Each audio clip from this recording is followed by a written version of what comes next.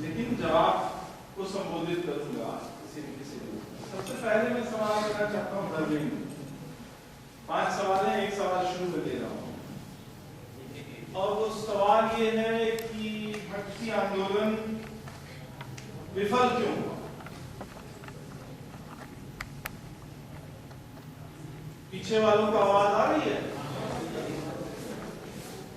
तो पहली बात तो मैं ये कहना चाहता हूं कि भक्ति आंदोलन न तो विफल हुआ और न ही इसका अंत हुआ। मैं हमेशा कहता रहा हूं कि भक्ति आंदोलन की चेतना वह चेतना है जिसने समकालीन और आधुनिक भारत के निर्माण में एक प्रमुख भूमिका निभाई है। हम जो कुछ भी हैं आधुनिक भारतीय, उस आधुनिक भारतीय के निर्माण में, आधुनिक भारत के निर्माण में भक्ति आंदोलन की चेतना की, उसकी परंपराओं की एक बहुत ही सकारात्मक और प्रगतिशील भूमिका। तो विफल आंदोलन नहीं है। क्या चाहता था भक्ति आंदोलन जब शुरू हुआ? क्या लक्ष्य था, क्या एजेंडा था? यही सबसे पहले सोचिए। तो मुक्तिबोध का जो उदाहरण मैंने शुरू में पढ़ा था, उससे ये सवाल पैदा हुआ जिसमें उन्होंने कहा कि वर्णाश्रम विजय की घोषणा होते ही ये सब कुछ शिराजा बिखरने में देर न थी और सब बिखर गया, खत्म। उन्होंने बहुत कठोर शब्दों में ये बात की। तो भक्ति आंदोलन की विफलता और भक्ति आंदोलन का समापन तुलसीदास के साथ हो गया, ऐसी एक धारणा बनी जिसके बारे में मुक्तिबोध और रामचंद्र शुक्ल और सब सहमत। मेरी आपत्ति, मेरा ये कहना है कि भक्ति आंदोलन की में सवर्ण वर्चस्व की जो धारा थी हिंदी क्षेत्र में, ब्राह्मण वर्चस्व और श्रेष्ठता के सिद्धांत का प्रतिपादन करने वाली जो धारा थी, उसके विरुद्ध संघर्ष जारी रहा। कबीर के समानांतर दादू, माफ कीजिएगा, तुलसी के समानांतर दादू, तुलसी के समानांतर अर्जुन देव, तुलसी के समानांतर अकबर। ये 3 लोग हैं जो तुलसी के समानांतर है। मैंने कहा था 4 है ये एक साथ मौजूद। और दादू के साथ लगभग आगे पीछे मलूक, और मलूक से दादू से लेकर और 19वीं शताब्दी के उत्तरार्ध तक सैकड़ों की संख्या में निर्गुण भक्त कवि हैं और बहुत सारे निर्गुण संप्रदायों का निर्माण तुलसीदास की मृत्यु के बाद हुआ। 19वीं शताब्दी तक ये जारी रहा है, अंग्रेजी राज के भीतर जारी रहा है। शिव नारायण पंथ की रचना अंग्रेजी राज के भीतर हुई। बहुत सारे संप्रदाय हैं। तो ब्राह्मण वर्चस्व, ब्राह्मण विचारों के वर्चस्व के विरुद्ध, सामंती शोषण के विरुद्ध जो कविता किसी रूप में अभिव्यक्त होती है, वो निर्गुण भक्ति धारा रीतिकाल की सबसे प्रमुख और प्रबल धारा।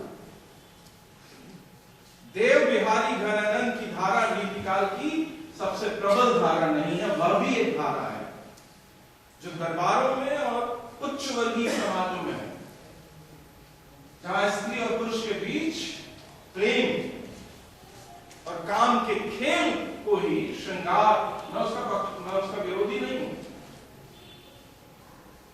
लेकिन वही एकमात्र वर्ण विषय।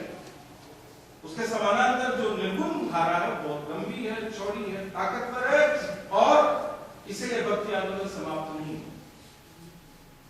इसीलिए भक्ति आंदोलन आधुनिक भारत के निर्माण में उसकी एक भूमिका है।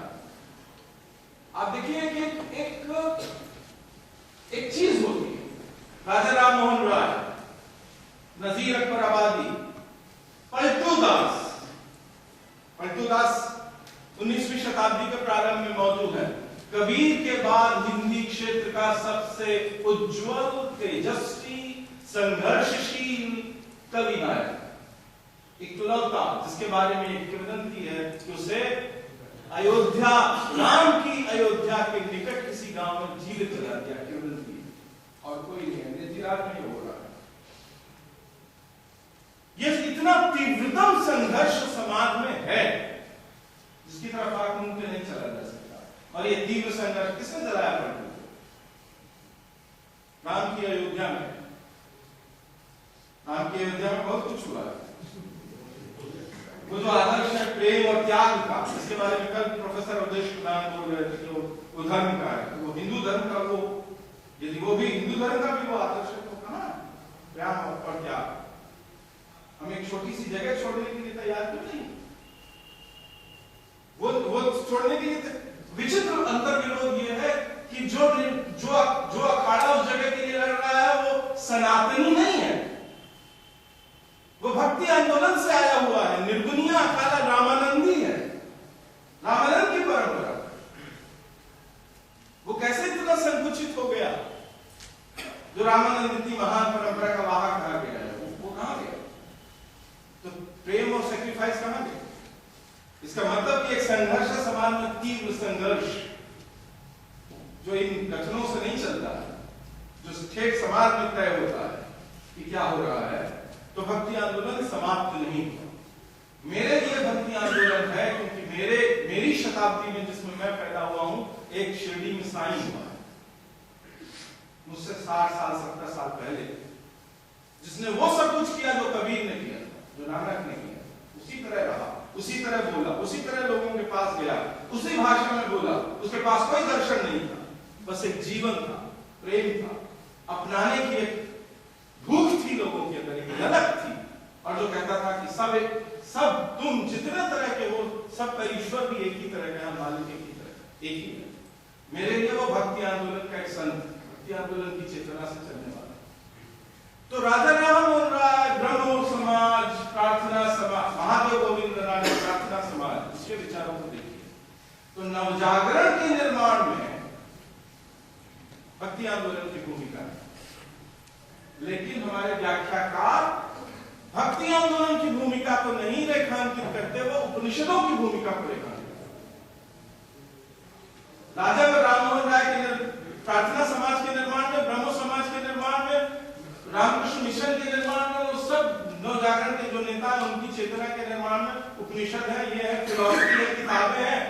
भक्ति आंदोलन नहीं, कोई नहीं कहता। मैं कहना चाहता हूं वो सब भक्ति आंदोलन के विचारों से प्रभावित है, क्योंकि भक्ति आंदोलन उनके अपने समाजों में जीवित है। राजा राममोहन राय, रामकृष्ण परमहंस और विवेकानंद के समाज में बंगाल में बाउल गाने वाले लाखों लोग हैं, जो वही बात कह रहे हैं जो कबीर ने कही थी, नानक ने कही थी, जो और दूसरे कह रहे थे, वो सीधे वहां से लेते हैं। वो उपनिषद उनके बीच में होगा कि नहीं होगा मुझे मालूम नहीं। तो भारतीय नवजागरण हर भाषा का, नारायण गुरु रामास्वामी पेरियार, अंबेडकर ने तो साफ साफ कहा कि मेरी प्रेरणाएं 3 है, बुद्ध है, ज्योतिबा फुले और कबीर है। नहीं जानते थे हिंदी लोग अंबेडकर, क्यों कहा? एक हिंदी कवि, फिलोसोफर नहीं था, बहुत बड़ा सामाजिक कार्यकर्ता नहीं था, कवि तो था।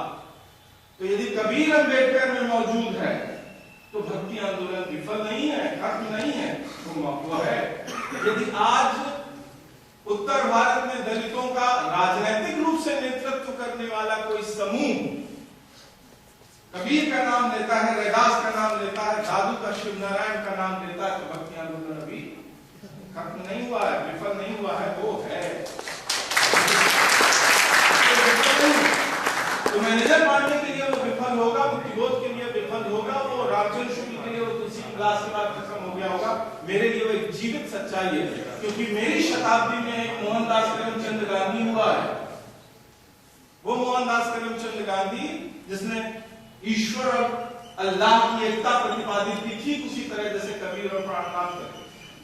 और आपको मालूम होना चाहिए कि महात्मा गांधी एक प्रणामी परिवार से संबंधित थे। प्रमोद शर्मा यहां बैठे हुए हैं, इन्होंने काम किया है। प्रणामी एक संप्रदाय है और उस प्रणामी संप्रदाय से पोरबंदर से उनका संबंध है। तो वैष्णव प्रभाव भी है, लेकिन वो मूलतः एक संत प्राणनाथ के अनुयायियों का परिवार है। और संत प्राणनाथ का जो धर्म की उनकी शाखा की जो विशिष्टता है उसको भी ध्यान में रखना चाहिए। तो महात्मा गांधी के निर्माण में प्रणामी संप्रदाय की, वैष्णवों की भूमिका है, तो भक्ति आंदोलन खत्म नहीं हुआ।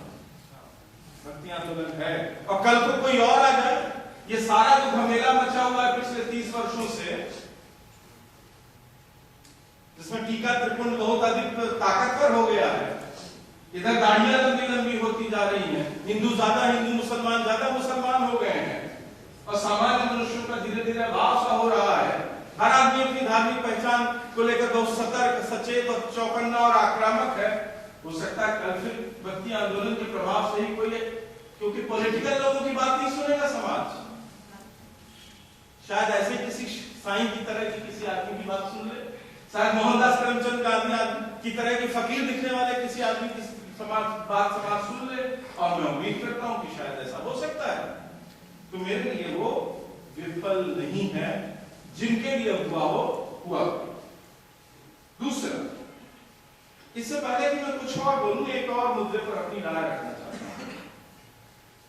प्रेम त्रिकोण है रामचरितमानस की नहीं।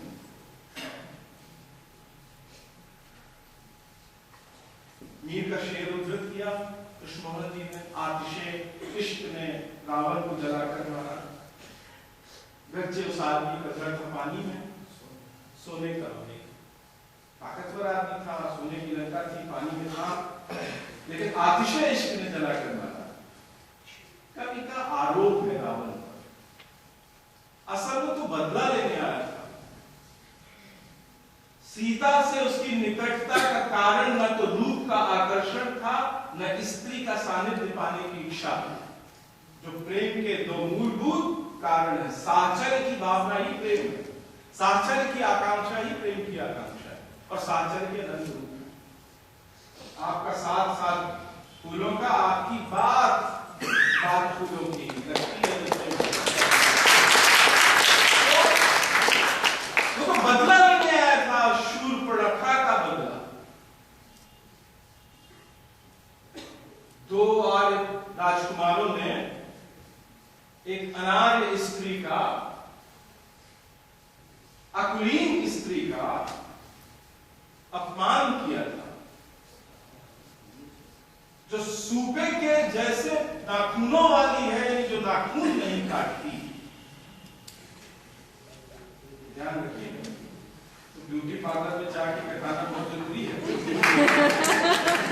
राम ने झूठ कहा कि मैं तो विवाहित हूं, वो अविवाहित है, और लक्ष्मण ने कहा भैया के रहते मैं कैसे, और ठीक है मना कर देते, लेकिन नाक कान काट लिया, तुलसी ने नहीं रचा है। राम कथा पहले से चली आ रही।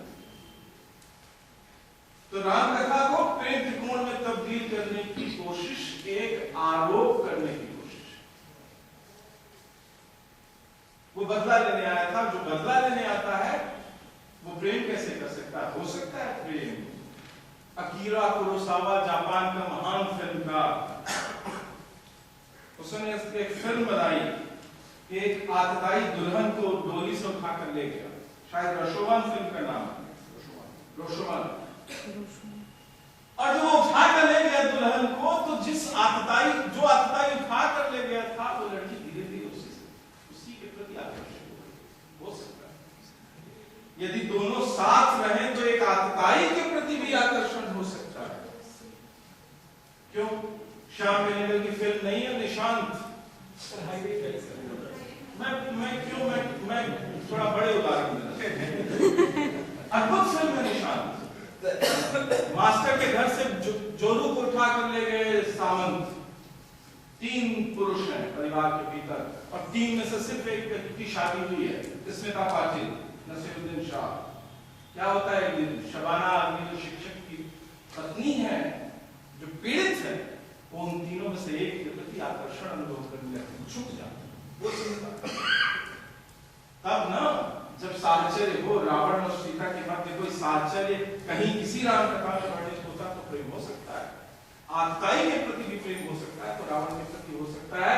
पर फिलहाल जो टेक्स्ट मौजूद है हिंदी में, हिंदी की किसी भी राम कथा राम काव्य में, रावण एक आतताई है, वो बदला लेने गया है, अपनी बहन का अपमान का, अपने भाइयों की मृत्यु का बदला वो उन पुरुषों से नहीं ले सकता, तो एक स्त्री स्त्री को हथियार बनाकर ले रहा है, यही कहानी है। तो जहां इतना भयानक बदले की भावना हो वहां प्रेम, मुझे थोड़ा संकोच है, असहमति है और मेरी अस्वीकृति है, मैं इसको नहीं मान पा रहा। बहुत सारे सवाल हैं, एक एक करके थोड़ा थोड़ा मैं लेता हूं। राजेश ने कहा कि वाल्मीकि को दोष दीजिए, क्यों दे पाए? आदर्शों की बात, मैं अब अपनी बात कह रहा हूं ना सर, मुझे भी तो कहने दीजिए। वाल्मीकि पर बात करेंगे तो वाल्मीकि के अंतर विरोधों पर बात करेंगे, फिलहाल हम अभी तुलसी के अंतर विरोधों पर बात करेंगे। दोनों एक ही नहीं है, अंतर बहुत है। ब्राह्मणों की राम कथा, ब्राह्मण परंपरा की राम कथा, क्योंकि और भी परंपराएं हैं, श्रमणों की, जैनों की, लोग 2% तुलसी ने पूरे छोड़ दिए, शंभूक वध और सीता परित्याग। कहां है बात? पूरा का पूरा साफ। सीता परित्याग के बारे में 1.5 पद है गीतावली में, और इतना नैतिक कारण दिया है, पढ़िए। तो जब ये कर सकते थे बाबा, हर जगह जहां नारी आए जहां सहज अपावन लिख सकते थे, उपसर्ग लगाकर, तो बहुत कुछ कर सकते थे बाबा।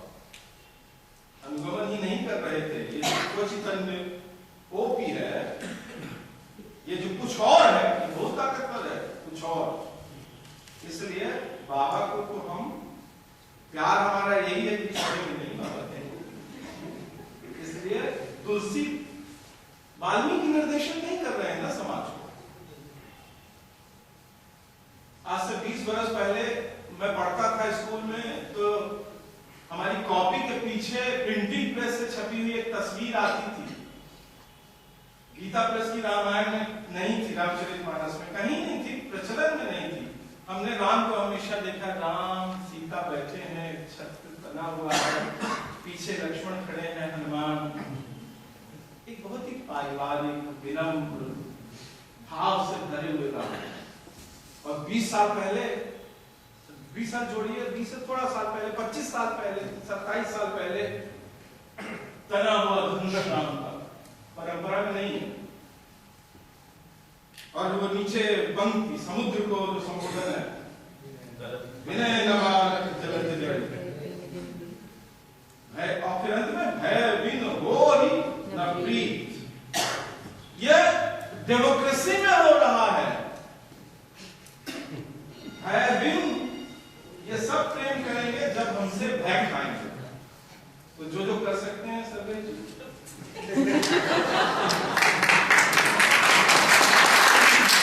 भय जनित प्रेम पैदा करने के लिए सब कर दो। ये बाबा तुलसीदास है। तुलसीदास ने नहीं कहा था कि राम की ऐसी फोटो बनाओ, पर ये हैं तुलसीदास। इसलिए जो बाबा हैं, जहां हैं, जो लोग उनका इस्तेमाल कर रहे हैं, उन सब पर भी तो मैंने इसीलिए कहा कि उनके विचार को सुनो। उन्होंने सामाजिक वर्गों को ऐसा पहुंचाया है फायदा। कृष्ण जी ने बहुत महत्वपूर्ण बात कही थी, सामंती पितृसत्ता के समर्थन से अनिवार्यता नहीं कह सकते कि सामंतवाद समर्थक है। मैंने बस उदाहरण के रूप में 2 प्रसंग कहे। तुलसीदास एक सामंती श्रेणी को समर्थन करने वाले हैं, क्योंकि वो परिवार में सामंती श्रेणी का समर्थन करते हैं, और फिर सत्तात्मक है, पुरुष की सत्ता चलती है, आजाद है। अभी मैं एक प्रकरण पढ़ रहा हूँ, उत्तरकांड में पढ़ रहा था, बहुत ही सुंदर जगह है। तो काकभूषण जी महोदय वार्तालाप चल रहा है उनका, स्त्री जगह जगह पढ़ना चाहिए आपको, 2-3 हजार उदाहरण इकट्ठे करके फिर बात होना चाहिए। तो उन्होंने कहा कि मैं पेज भूल गया हूं और इसलिए सब झंझट पैदा हो रही है, पर 1 सेकंड में पढ़ लेता। माया भगत सुनो तुम दो, नारी वर्ग जाने सबको, पुनि रघुवरई भगत प्यारी। रघुवर को भगत प्यारी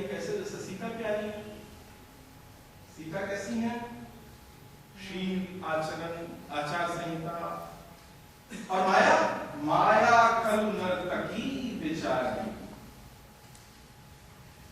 स्त्री कैटेगरी, पतिव्रता पत्नी, और ये और एक नर्तकी। अरे भाई जलोरा डंगर है तो क्या बुराई है? प्रियंका चोपड़ा नाच करती है तो क्या खलु नर्तकी कैसे हो जाएगी?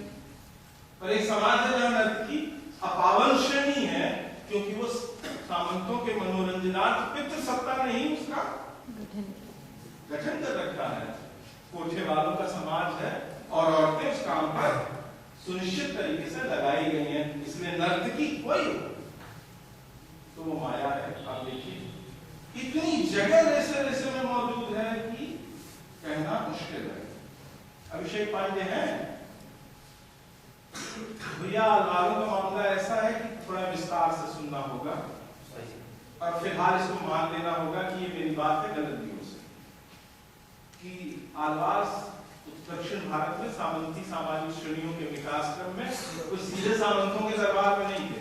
पहली बात तो एक मोटा मोटा अंतर समझ लीजिए कि राजा की उपस्थिति यानी राजतंत्र की उपस्थिति सामंतवाद नहीं है।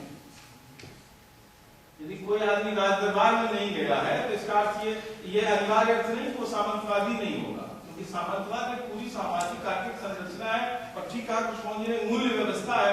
परिवार के अंदर सामंती मूल्य है, शिक्षा व्यवस्था के अंदर सामंती मूल्य है। हम यहाँ बैठे हैं, आप वहां नीचे, आप हमारा पांव छूते हैं, सब कुछ बहुत सारे में है। तो वो कोई ऐसी बात नहीं है, हर जगह है, वो एक बहुत बड़ी और ताकतवर व्यवस्था है। इसलिए वो सामंती सामाजिक श्रेणियों का समर्थन होता है आलवारों से और वो उसमें सहभागी है। कृषक और शिल्पियों का जो है वो मैंने कहा था कि मोटा विभाजन है, उसको भी डिस्क्राइब करने के लिए मुझे वक्त चाहिए, लेकिन मैं मोटे तौर पर अपनी बात से सहमत हूं और उसे पुनः दोहरा रहा हूं कि जो किसान समाज है, अब मैं और फिर एक मोटी बात कहूंगा कि याद कीजिए गोदान को कि जिसके पैर में नीचे गर्दन है उसको सहलाते रहने में फायदा है। किसान हमेशा कम क्रांतिकारी होते हैं पूरी दुनिया में, है ना, और शिल्पी मुक्त लोग ज्यादा क्रांतिकारी होते हैं। ये पूरी दुनिया में बहुत सारे होता है। जब किसानी से मुक्त हो जाते हैं तो मजदूर भी क्रांतिकारी हो जाते हैं। प्रमोद ने धर्मतंत्र का सवाल उठाया, प्रमोद शर्मा ने, और राजतंत्र के बारे में जानना चाहे हम लोग पर्सनली कुछ बात कर लेंगे। देवी प्रसाद तिवारी के जो सवाल है वो बहुत ही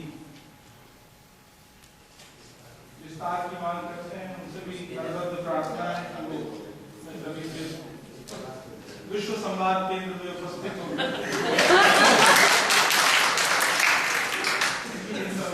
सवालों के जवाब दूंगा। और ईश्वर और मनुष्य का जो पेज है, ईश्वर और अवतार का जो पेज है, उसको भी दोबारा कहने की जरूरत है। राम से जुड़ी हुई स्त्रियां और कैकेयी, एक बात पे मैं थोड़ी सी बात कहना चाहता हूँ। मैंने कहा कि राम से जुड़ी हुई स्त्रियों को अपमानित नहीं कर सकते थे, कैकेयी को भी नहीं किया उन्होंने। भरत ने कैकेयी को कहा, भला बुरा कहा, लेकिन राम ने नहीं किया। राम क्या करते हैं? राम उलट व्यवहार करते हैं। जब पूरी की पूरी साकेत आ जाती है चित्रकूट और राम पहली बार अपनी तीनों माँओं से मिलते हैं, ध्यान देंगे यही बाबा तुलसीदास है, मुझे नहीं मालूम वाल्मीकि ने क्या किया है। कौशल्या बड़ी है उम्र में, पद में भी बड़ी थी, खुद की माता है, हर लिहाज से नीति कहती है, धर्म कहता है इसी कौशल्या को प्रणाम करो। लेकिन तुलसी के राम कौशल्या को प्रणाम नहीं करते, पहले जाते हैं कैकेयी के पास और कैकेयी को प्रणाम करते हैं। तो कैकेयी का अपमान कहीं नहीं किया है। राम कथा में कैकेयी का इस्तेमाल हुआ है एक चरित्र के रूप में। ईश्वर यानी पारलौकिक सत्ता और जो मानवीय सत्ता है उसके गठजोड़ में उसको एक ऐसी जगह पर रखा है मंत्रा और कैकेयी को कि उसका इस्तेमाल हो सके। बहुत अच्छे कारण से हुआ, नहीं तो नहीं निकलते राम तो कैसे होता, कैसे सब अकेला होता। इसलिए वो बहुत ही महत्वपूर्ण जगह पर उनको रखा है, उसका मान दिया है तुलसीदास। मैंने ब्राह्मणवाद शब्द का इस्तेमाल अपने भाषण में नहीं किया, आज तो बिल्कुल ही नहीं किया है। मैंने ब्राह्मण मैंने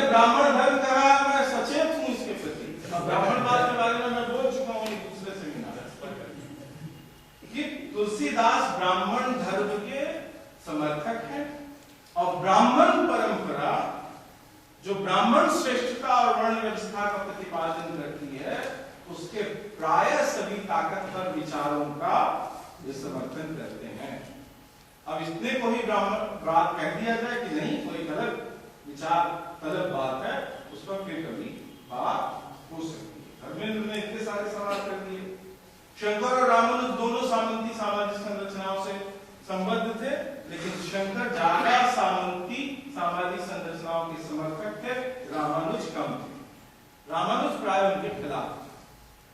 शंकर ने एक ऐसा सिद्धांत प्रतिपादित किया था उपनिषदों, ब्रह्मसूत्र और श्रीमद् भगवद गीता के आधार पर, जिसमें वो लगभग एक ऐसी क्रांतिकारी जगह पर थे जहां वो मनुष्य मात्र की और सभी वर्णों और जातियों और पुरुषों और स्त्री और आदिवासियों गैर आदिवासियों सबकी समानता की घोषणा कर सकते थे। अहम ब्रह्मास्मि।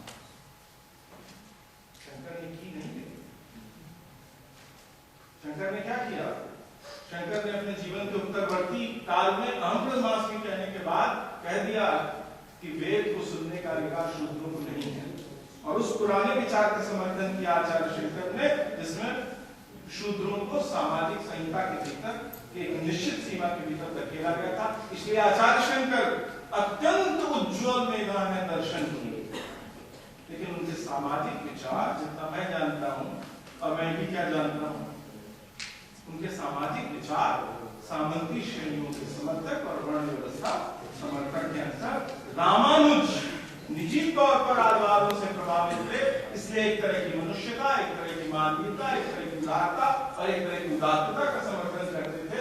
और भक्तों के समाज में कोई ऊंचा बड़ा नहीं है, सब एक पांच में बैठ सकते हैं। ये रामानुज का जो विचार था, मध्य ने इसमें जोड़ा, रामानंद ने इसमें कुछ जोड़ा और दूसरे लोगों ने जोड़ा, लेकिन रामानुज और शंकर के मध्य भी एक फर्क है।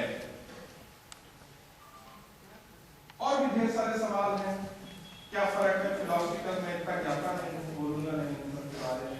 लेकिन दक्षिण में वैष्णव आंदोलन सामंती सामाजिक श्रेणियों का समर्थन करने वाला, उन्हें पुनः स्थापित करने वाला आंदोलन है, और इस पर डिटेल से बहुत ही गहराई से विस्तृत तरीके से व्याख्यान की जरूरत है, जिसको कभी मौका मैं बोलता रहा हूँ, मौका लगेगा दोबारा। निर्गुण शिल्पियों ने निर्गुण को ही क्यों अपनाया? ये बहुत ही जरूरी प्रश्न है, जिसके बारे में मैंने अभी विचार नहीं किया, बस इतना देखा कि वो अपना रहे हैं। क्यों अपना रहे हैं? तो ये दो बातें आप समझ लीजिए। कोई भी विचार समाज के क्षेत्र में जब जाता है तो इकलौता नहीं रहता, उसके साथ बहुत सारे विचारों का एक गुंफन हो जाता है, गुच्छा बन जाता है। तो निर्गुण और सगुण के विचार अपने आप में न अच्छे हैं, न बुरे हैं, न सामंत समर्थक है, न सामंत विरोधी है। क्योंकि आचार्य शंकर के मामले में हम देख चुके हैं कि वो निर्गुण के प्रतिपादक हैं और वर्णाश्रम समर्थक हैं, लेकिन कबीर निर्गुण के समर्थक है और वर्णाश्रम के घोर विरोधी।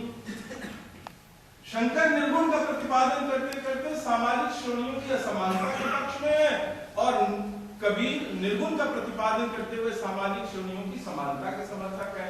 एक ही निर्गुण है। शंकर के सम्मुख हालवारों का सगुण है, जिसको वो नीचे गिराना चाहते हैं, और कबीर जब तुलसी कबीर की निंदा करते हैं, उत्तरकांड में साखी सब्दी दोहरा और तमाम बातें करते हैं, तो वो दरअसल निर्गुण के वो विरोधी नहीं है। इन भक्ति काव्य में जो निर्गुण सगुण राजनीति है, उसे निर्गुण विचार से मत पकड़िए।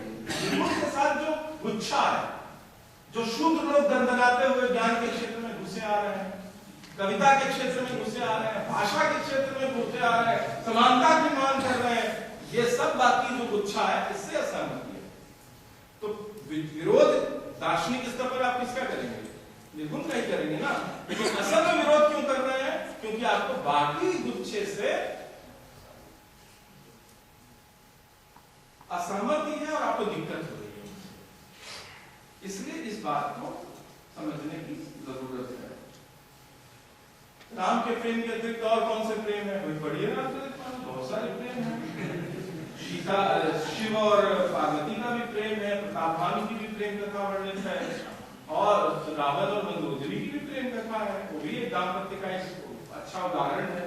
एक बहुत ही अच्छी पत्नी की तरह और बहुत ही अच्छे दंपति की तरह वो व्यवहार करती हैं तुलसी मंदोदरी। रोमिला थापर के भक्ति आंदोलन संबंधी विचार औपनिवेशिक इतिहासकारों की छाया में सिर्फ यही नहीं जहां वो शिल्पियों से और नगरीकरण से दक्षिण की तुलना करती हैं, बल्कि जब वो लगभग पियर्सन की तरह ये कह देती हैं, जॉर्ज पियर्सन की तरह, कि जो भक्ति का उदय है वो ईसाइयों के प्रभाव से दक्षिण में हुआ है, क्योंकि ईसाई आ चुके थे, तो शायद उन्हें भक्ति के बारे में जो बाकी डिस्कशन हो गया है उसको शायद उन्होंने एड्रेस नहीं किया, उसको पढ़ा नहीं था। इसलिए इस मामले में रोमिला थापर के विचार और जगहों पर बहुत महत्वपूर्ण है, खासतौर पर उत्तर भारत के मामलों में, जहां वो एक पूरा अध्याय जो है आत्मसातीकरण की ओर, जो इस्लाम पर के बारे में, के प्रभावों के बारे में, माने जहां ताराचंद के अतिवाद नहीं है, क्योंकि ताराचंद का समूचा विचार अतिवादी है, जिसमें उन्होंने भक्ति काल में सब कुछ को इस्लाम का प्रभाव बता दिया है। हम इसका समर्थक नहीं है, लेकिन आत्मसातीकरण की सामाजिक प्रक्रिया के बारे में अद्भुत तरीके से रोमिला थापर ने लिखा है, और सामाजिक श्रेणियों के द्वंद्वों के बारे में लिखा है, वो भी बहुत कीमती है। लेकिन कुछ जगहों पर वो औपनिवेशिक इतिहासकारों के प्रभाव में दिखाई देती है।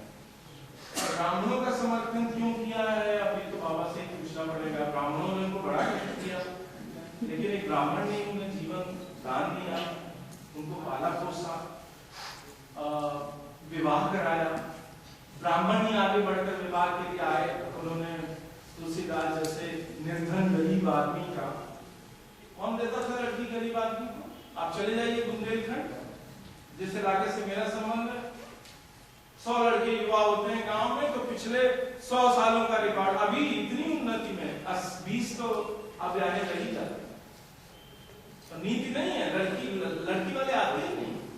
आप चले जाइए, आज बुंदेलखंड में चले जाइए, हर ब्राह्मण परिवार में 2-3 लड़के सुंदर, सबल, पुष्ट, योग्य, अविवाहित है। तो बाबा तुलसीदास का विवाह हो गया, छोटी बात थी।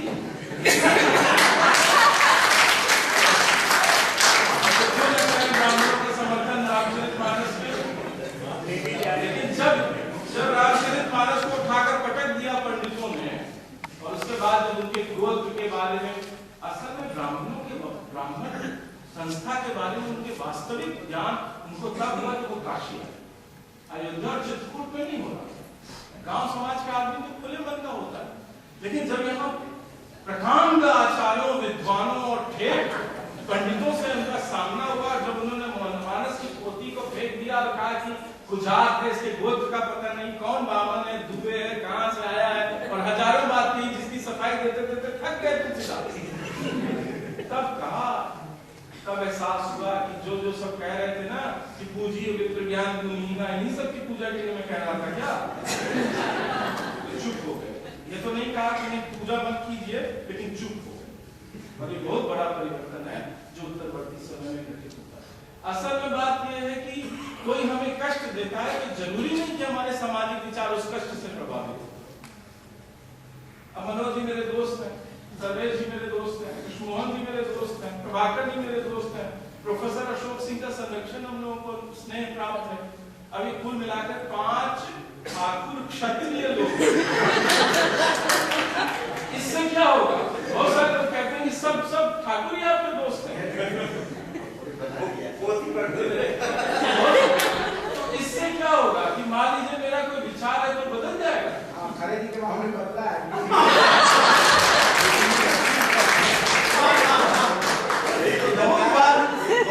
व्यक्तिगत जीवन से जो रहते हैं सब जगह की समस्या है।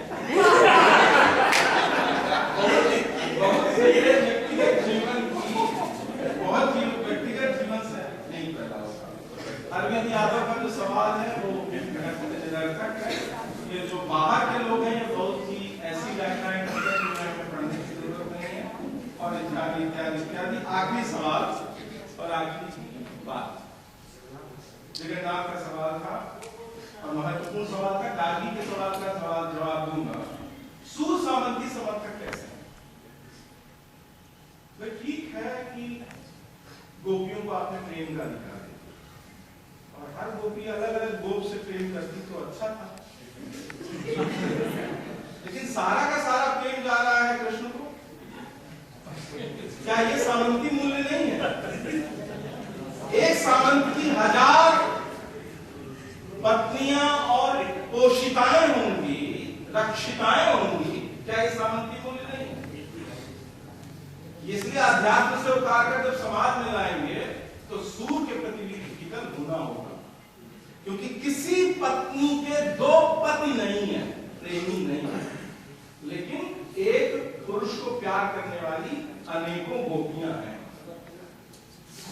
मैं कम से कम इसको मर्यादावाद का प्रत्युत्तर मानने के लिए तैयार नहीं। ये नए तरह का सामंती आचरण का समर्थन करने वाली भावनात्मक रूपक है, और इससे उसका समर्थन होता है। अरे जब कृष्ण ने 16,000 रखी तो हम क्या रखें? किसको बदलता है? उत्तर पूंजीवादी और पूंजीवादी समाज एक क्रूर समाज है, जिसमें भावुकता के लिए उतनी जगह नहीं है, मनुष्यता के लिए उतनी जगह नहीं है, सामूहिकता के लिए उतनी जगह नहीं है जितनी सामंती समाज में। आज बिल्लियां मोहल्लों में रोती रहती हैं, कोई उनको इतना दूध देने वाला नहीं है। गायें पॉलीथीन खाती रहती हैं, और ये बहुत ही परम प्रिय प्रेम करने वाला समाज है गायों से। पॉलीथीन खा खा कर मर गई है गायें, कोई एक रोटी खिलाने वाला नहीं है। ये सामंतवाद था सारी बुराइयों के बावजूद, जहां कोई भूख से नहीं मरता। जिस घर में गल्ला होता था, अनाज होता था, वहां का आदमी छाछ से लोग रोटी खाते थे, पर छाछ का बंटवारा होता था। आज होगा मेरे घर में 6 किलो छाछ, तो मैं क्या करता? मैं उसे गाली दूंगा। वो जो सामूहिकता है, वो जो एक दूसरे से बंधन है, जिसमें ऊंच नीच है, वो छोड़ दीजिए। लेकिन हिंसक हत्यारापन जैसा आज है नहीं। इसलिए जो समाज की सामुदायिकता है, सामूहिकता है, पारिवारिकता है और प्रकृति। अब गर्मी में जाइए, अब कौन सा समाज जगन्नाथ जी बीएचयू के अंदर कितनी जगह पर आप देखते हैं कि एक टंगा हुआ है जिसमें चिड़िया के पीने के लिए लोग रखते हैं, पानी रखते हैं। जब कुछ अनाज नहीं मिलता तो लोग खिलाते हैं गायों को और चींटियों को दाना चुगाते हैं। किस समाज में होता है? तो सब कुछ है, लेकिन वो समाज मनुष्यता की दृष्टि से कम इस समाज से समता बढ़ रही है, जनतांत्रिकता बढ़ रही है, विकास संपन्नता बढ़ रही है, लेकिन मनुष्यता, कोई नदी सामंतवाद में नहीं मरी है, लोलुप पूंजीवाद में मरी है, मर रही है। इसलिए ये पूंजीवाद है जिसने अमेरिका में आकर कई लाख लोगों की हत्या की। और वो पढ़िए ग्लोबल गांव के देवता में जो हिस्ट्री दी है अमेरिका की, जिस तरह से राजाओं का कत्ल किया गया है, आदिवासी राजाओं का, भारत में जैसे हुआ है, पूरी दुनिया में हुआ है। तो सामंती समाज में कुछ तो उदारता है, कुछ तो बड़प्पन है, कुछ तो मनुष्यता है, कुछ है जो कम से कम इस समाज से बेहतर है। और राम एक सामंती समाज के उदात्त नायक है, जो सामंती है लेकिन उसके श्रेष्ठतम और मानवीयतम स्वरूप के साथ वो संबद्ध है। इसलिए उनका राम राज्य, भले ही वहां विप्र के चरणों की पूजा होती है, और वर्णाश्रम निज निज अपने अपने वर्णाश्रम के भाव से लोग चलते हैं, लेकिन फिर भी वहां सब पढ़े लिखे हैं और तमाम सब ऐसी बातें हैं, सब सुखी हैं, सब एक दूसरे का ख्याल रखते हैं, दंड नहीं है, ताला कोई नहीं लगाता है, इत्यादि इत्यादि। तो ये उदात्त मानवीय, उदार सामंती कल्पना, सामंती समाज से उपजने वाली कल्पना है। इसलिए मेरे लिए वो समाज एक बेहतर समाज है, कम से कम इस मामले में। धन्यवाद।